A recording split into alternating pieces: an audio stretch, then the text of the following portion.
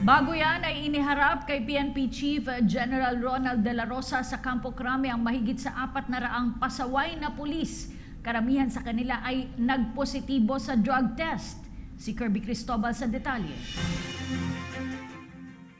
Tinipon sa National Headquarters sa Campo Crame ang halos 400 mga pasaway na pulis na hawak ng National Capital Region Police Office o NCRPO para iharap kay PNP Chief Ronald De La Rosa. Pinangunahan ni NCRPO Chief Oscar Albayalde kasama mga district directors ang gagawing presentasyon ng mga tinaguriang pulis iskalawag. Ang gusto nga natin is total cleansing, no? At para mapakita talaga natin na talagang we are serious on this and the Chief PNP is really serious on this. Nagmula sa MPD, QCPD, NPD, SPD at EPD, ang mga ito kasama na rin ang 14 na nagpositibo sa drug test. Ihaharap kay Pangulong Rodrigo Duterte ang mga alagad ng batas na nakakalimot na sa kanilang sinumpaang tungkulin.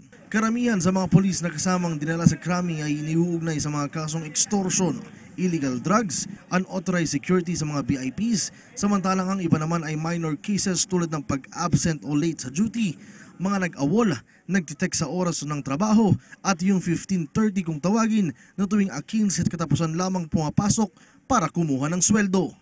Ayon kay General Albayalde, simula pa lamang ito ng paglilinis sa pambansang pulisya at marami pa anyang susunod na hakbang para tuluyan ng matigil ang mga gawain ng mga tiwaling pulis.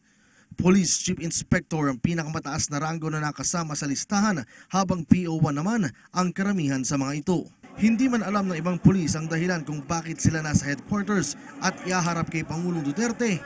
Ito na lang ang naging reaksyon ni PNP Chief Ronald De La Rosa. record lang. Makita niyo yung klase mga tao, di ba? Record na lang, tingnan natin.